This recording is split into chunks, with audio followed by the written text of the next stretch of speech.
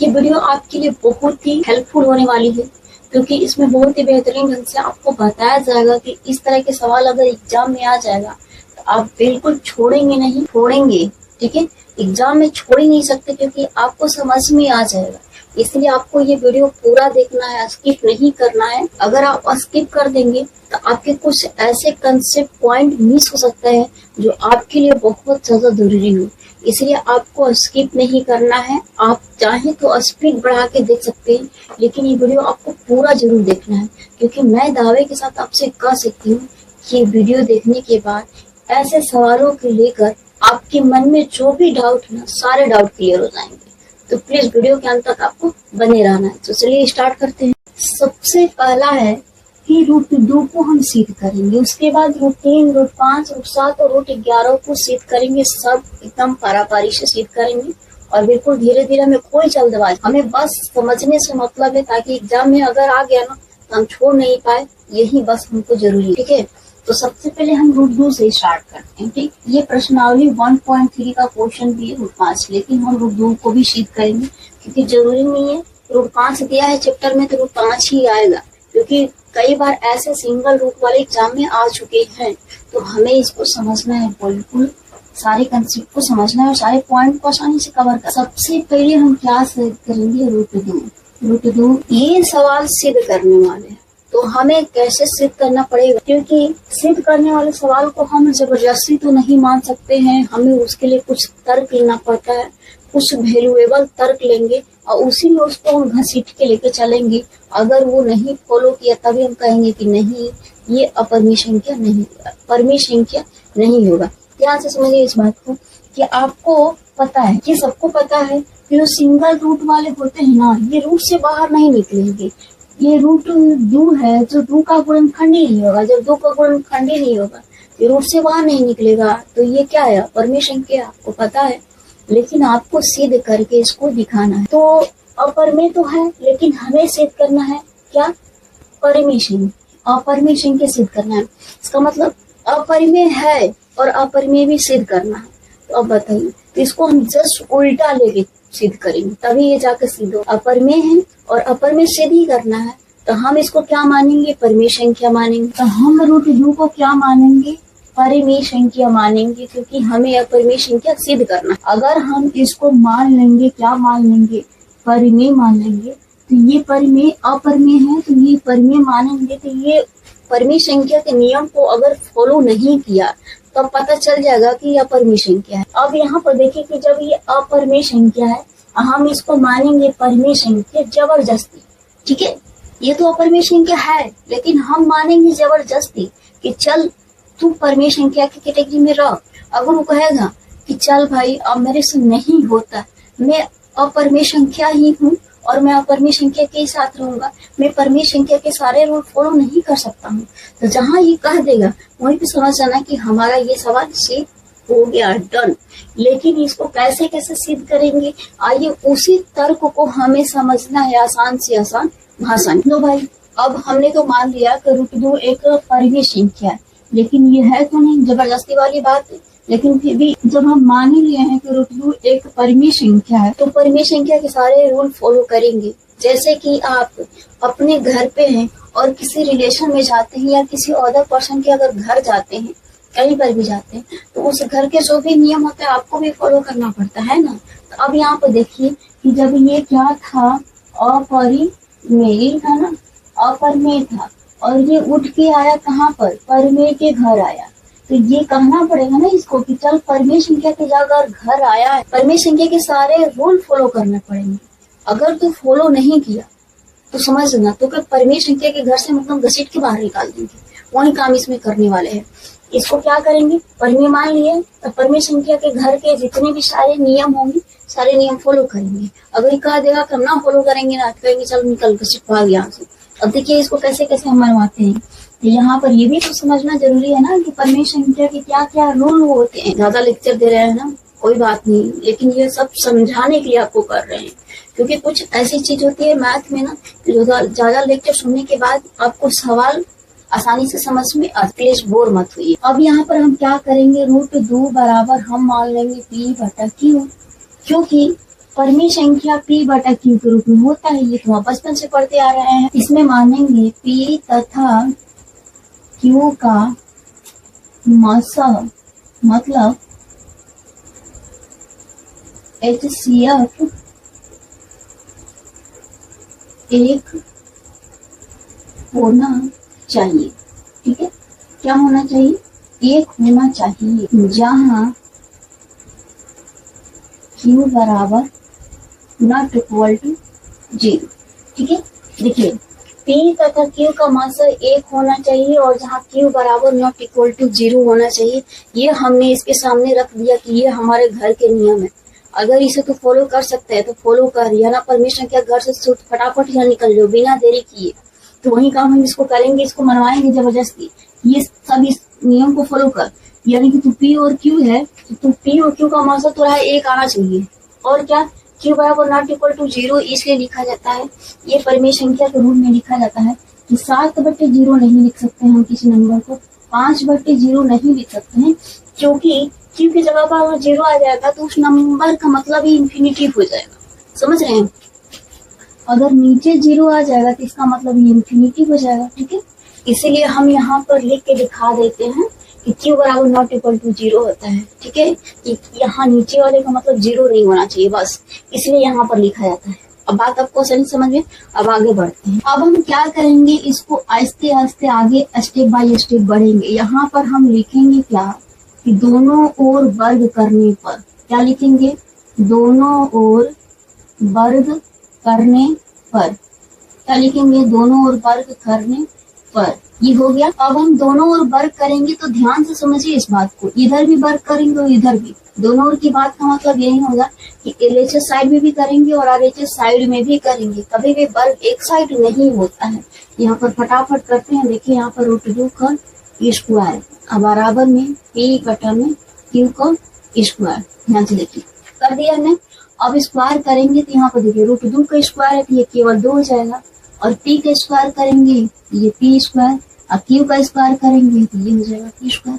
देखिए √2 का स्क्वायर हुआ तो केवल 2 हुआ, मतलब समझिए यहाँ पर कि केवल √2 गुणे √2 करेंगे ये केवल 2 होगा, √5 और √5 करेंगे तो केवल 5 होगा, √6 और √6 गुणा करेंगे तो केवल 6 होगा।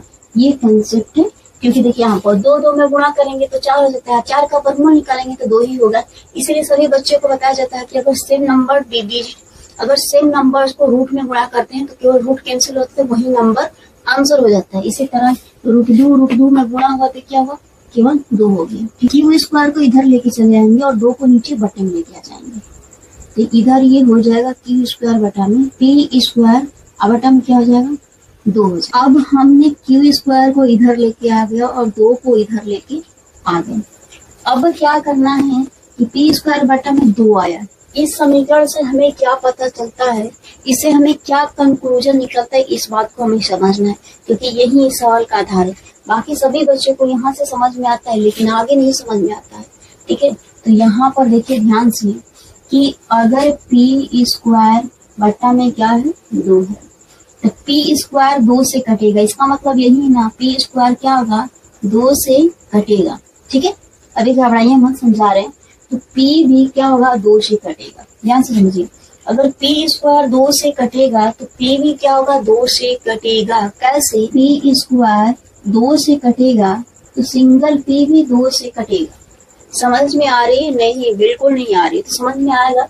P स्क्वायर अगर 2 से कटेगा तो सिंगल P भी 2 से कटेगा। कैसे? यहाँ पर इसका समझिए इस पॉइंट को, 2 स्क्वायर अगर 2 से कटेगा तो सिंगल 2 भी 2 से कटेगा। अब बात समझ में आई? यहाँ पर अगर P के जगह पर आप 2 मान लेते हैं, P के जगह पर कितना मान लेते हैं? 2 मान लेते हैं, तो 2 का स्क्वायर जो होगा 2 से कटेगा, क्योंकि इसके नीचे 2 है। डबल 2 से कटेगा तो सिंगल 2 भी 2 से कटेगा। क्लियर है ना? इसको हम मान लेंगे समीकरण नंबर 1, और इसको हम क्या लिखेंगे? लिखेंगे इस समीकरण 1 से पता चल रहा है, 1 से पता चल रहा है कि P स्क्वायर 2 से कटेगा। ठीक है, तो P भी 2 से कटेगा। ठीक, मैंने वही लिखा जो यहाँ पर आपको कि पी स्क्वायर 2 से कटेगा, इसका मतलब सिंगल पी भी 2 से कटेगा।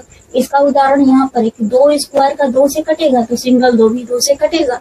अगर आप पी की जगह पर 2 मान लेंगे तो, क्योंकि सवाल को सिद्ध करने के लिए आपको ये मानना पड़ेगा, क्योंकि तर्क देना है आपको ना, तो तर्क तो ऐसा देना पड़ेगा आपको। तो यहाँ पर हमने तो लिख दिया। अब आप समीकरण से ही पता चल गया है कि पी स्क्वायर जो है और पी जो है 2 से कटेगा। इसका कंक्लूजन यही, हमको यही दिखाना था। जो ये पी है ना, ये 2 से कटेगा। इस बात को ध्यान रखिए, ये बहुत आगे काम आने वाला है। पी जो है 2 से कटेगा और पी स्क्वायर भी 2 से कटेगा। ठीक है, अब इसके आगे हम सिद्ध करने वाले, इतना के आधार पर हम नहीं कह सकते हैं कि √2 जो है अपरिमेय संख्या नहीं है। इसके आगे भी कुछ हम तर्क लेंगे। ठीक है, क्यू के बारे में भी कुछ हम निकालेंगे। यहाँ पर हम क्या करेंगे, मान लेते हैं, क्या मानेंगे, मानेंगे यहाँ पर P बराबर कटेगा। ठीक है, यदि P बराबर 2a मान लेते हैं, मान लेते हैं तो, ठीक है, P बराबर 2a मान लेते हैं तो 2 क्यों ही मान ले, क्योंकि ये 2 के पद में दिया है ना, इसलिए आप 2 मानेंगे। अगर 3 के पद में देगा तो 3 मानेंगे, 5 के पद में देगा 5 मानेंगे, 7 के पद में देगा 7 मानेंगे। लेकिन हमें √2 वाला सिद्ध करना ना, इसलिए हम यहाँ पर क्या रखेंगे, 2a रखेंगे, ताकि हमको P बराबर 2a रखने पर, क्या करने पर, रखने पर। ठीक है, अब हमने P बराबर 2a अगर मान लिए तो P बराबर 2a रखते हैं, तब देखते हैं आगे क्या होता है। एक में P बराबर 2a रखने पर, बिल्कुल। अब आइए यहाँ पर देखिए कि समीकरण 1 कहाँ पर है, यहाँ पर है। तो लिखेंगे कि Q स्क्वायर बराबर, और P के जगह पर क्या माने, हम क्या रखेंगे, P के जगह पर ध्यान से देखिए यहाँ पर कि क्या रखेंगे, P के जगह पर 2a माने है ना, तो P के जगह पर हम 2a रखेंगे, यहाँ पर रखेंगे 2a। और यहाँ पर देखिए P का स्क्वायर है ना, तो यहाँ भी हम क्या करेंगे, स्क्वायर कर देंगे। अब बटा में यहाँ पर क्या है, 2 है ना, तो आप भी यहाँ पर क्या लिख लीजिए, 2 रख दीजिए। ठीक है, अब यहाँ पर Q स्क्वायर बराबर 2 का स्क्वायर करेंगे तो 4 होगा, और a का स्क्वायर करेंगे तो a स्क्वायर होगा, अब बटा में 2 होगा। ठीक है, समझ में आया, 2 का स्क्वायर किए तो 4 और 2 1 का 2 ही है। देखिए कटेगा 2 से, ये 2 बार में कटेगा, तो Q स्क्वायर बराबर ये क्या हो जाएगा, 2a स्क्वायर हो जाएगा। ध्यान से समझिए, Q स्क्वायर बराबर 2a स्क्वायर हो गया। अब यहाँ पर हम क्या करेंगे कि Q के नीचे 2 को लेकर आएंगे, यहाँ पर लिखेंगे Q स्क्वायर बटे में 2, इधर का बच जाएगा, a स्क्वायर बच जाएगा। हमें यही करना था, किसी तरह Q को घसीट के Q के नंबर नीचे वो नंबर लाना था जो हमें P के नीचे आया हुआ है। समझ में आ रहा है, हमें किसी भी तरह से P के नीचे जो नंबर आया था, Q के नीचे भी वही नंबर हमें लाना था, इसलिए हमने a स्क्वायर के सही से 2 को हटाया और Q के बटे में लेके आ गए। अब इसको हम सीधा कर लेते हैं, यहाँ पर a स्क्वायर बराबर में Q स्क्वायर अब बटे में 2 हो गया। अब ये हमारे पास जो आया है, इसको हम मानेंगे समीकरण नंबर 2 मानेंगे। क्या मानेंगे, इसको हम समीकरण नंबर 2 मानेंगे। अब इस समीकरण से हमें क्या कंक्लूजन निकल रहा है, पहले जरा ध्यान से समझिए। यहाँ पर P स्क्वायर के भी नीचे 2 आया था, Q स्क्वायर के भी नीचे 2 आ गया। ठीक है, अब एक चीज देखिए कि Q स्क्वायर जो है 2 से कटेगा, इसका मतलब सिंगल Q भी 2 से कटेगा। ठीक है, Q स्क्वायर 2 से कटेगा तो सिंगल Q भी 2 से कटेगा। देखिए यहाँ पर अगर 2 का स्क्वायर 2 से कटेगा तो सिंगल 2 भी 2 से कटेगा। ये है इसका लॉजिक, सिंगल 2 भी 2 से कटेगा। समझ में आ रहा है, अगर Q की जगह 2 मानेंगे तब P की जगह 2 मानेंगे तो Q का स्क्वायर हुआ, अब Q का स्क्वायर 2 का स्क्वायर हुआ। ठीक है, यहाँ पर हम क्या लिखेंगे, यहाँ पर लिखेंगे समीकरण 2 से पता चलता है कि Q स्क्वायर 2 से कटेगा, 2 से कटेगा। तो क्यू भी 2 से कटेगा, क्यू भी 2 से कटेगा। अब इन दोनों समीकरण से हमें ये सिद्ध हो गया, और इससे ये दोनों समीकरण से ये पता चलता है कि P में भी 2 आ गया और Q में भी 2 आ गया। तो जिन दो नंबरों में जो चीज कॉमन होता है वही HCF होता है, ये बात आपको भी पता है। यहाँ पर समझते हैं, P में भी क्या आ गया, 2 आ गया, Q में भी क्या आ गया, 2 आ गया। में भी का मतलब P भी 2 से कटेगा, Q भी 2 से कटेगा। इसका मतलब कटेगा यानी कि P में 2 है और Q में भी 2 है, तो दोनों में जो कॉमन होता है वो HCF होता है। HCF कितना आएगा, 2 आ रहा है। अगर P Q का इसके हिसाब से अगर HCF निकालेंगे तो 2 आ रहा है, जबकि सिद्ध करने से पहले हमने इसको क्या मनवाया था कि P और Q का मासा 1 होना चाहिए। अगर तू मान सकता है तो मान, तभी परिमेय संख्या की कैटेगरी में रहेगा, और नहीं तो सीधे जाएगा अपरिमेय संख्या में।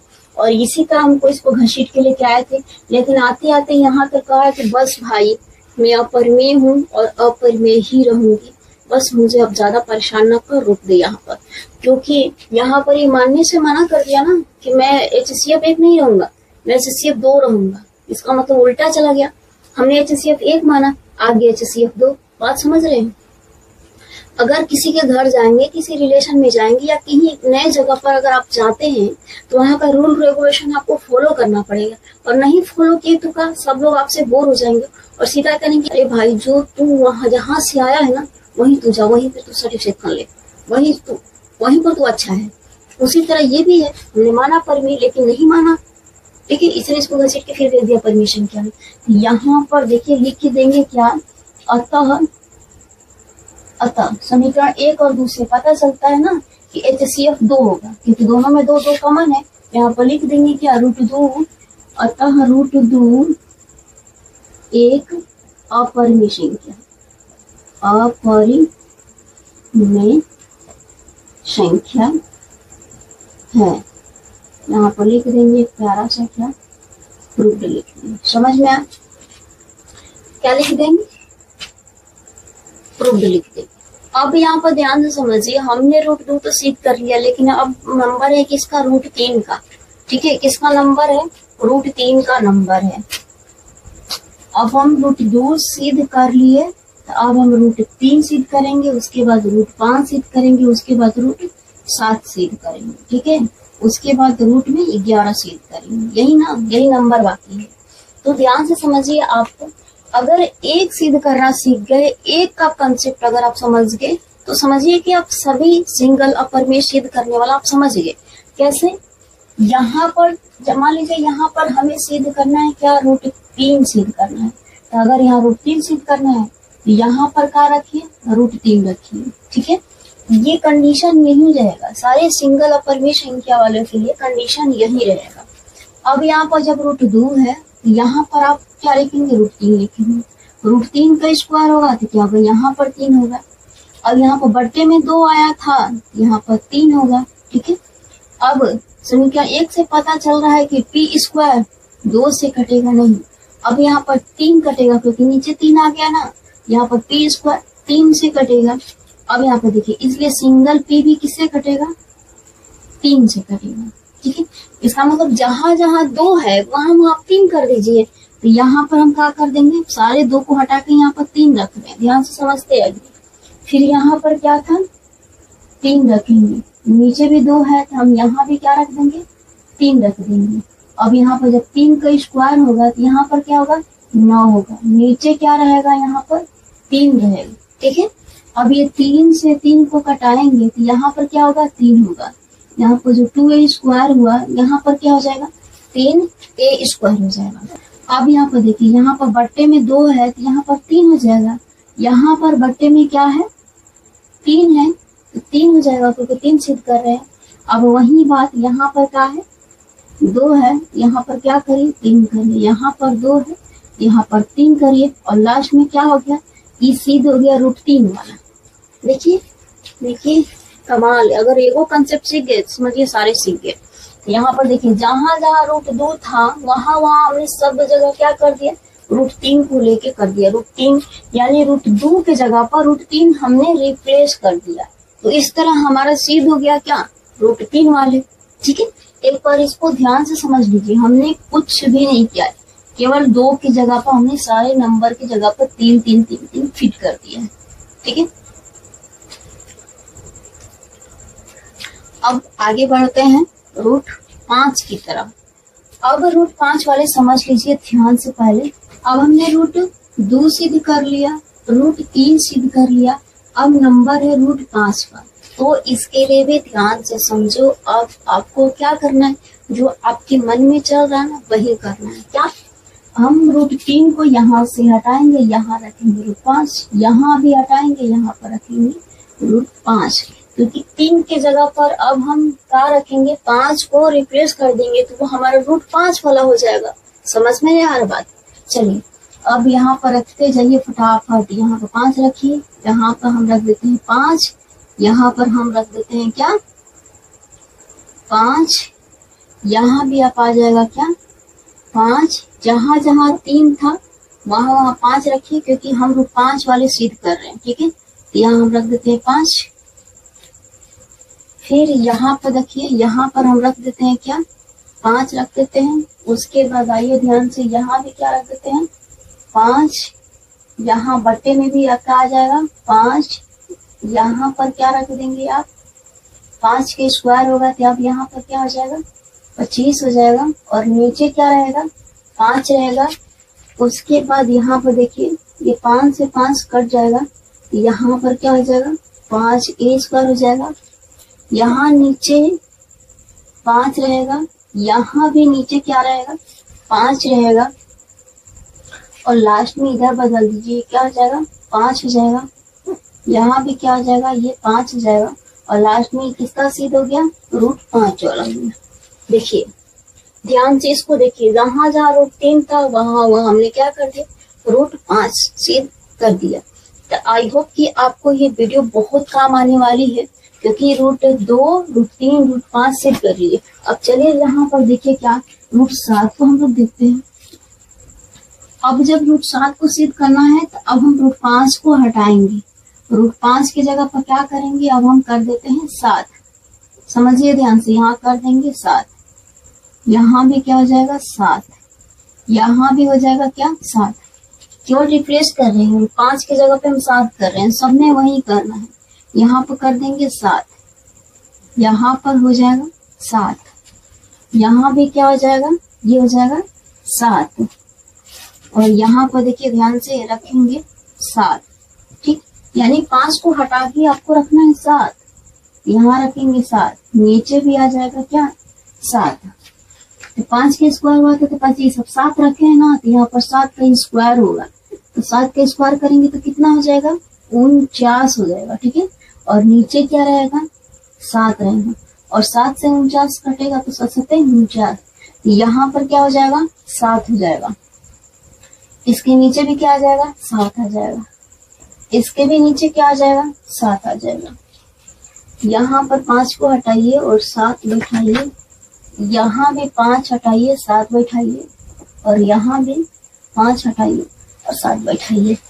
देखिए अब ध्यान से इसको समझिए, इसको नोट्स कर लीजिए। ठीक है, कि हमने क्या किया, अगर आप एक सिद्ध कर लिए सब सिद्ध कर लिए सिंगल रूट वाले। आई होप कि ये वीडियो आपको बहुत काम आने वाली है, ताकि आप मैथ में अच्छा परफॉर्म कर पाए। मेरा एक छोटा सा प्रयास है ताकि आपकी मैथ में जो भी कमजोरी है, तो बहुत सारे बच्चे सोचते हैं कि मैथ में बहुत बेसिक से समझाओ तब समझ में आता है, तो एकदम बिल्कुल बेसिक से बताया गया, इसमें कोई डाउट नहीं है। तो चलिए, इस चैनल पर अगर नए हैं तो इस चैनल को सब्सक्राइब जरूर कर लीजिए। मिलते हैं एक नए वीडियो के साथ, तब तक के लिए राधे राधे। मेहनत करते रहना है, रुकना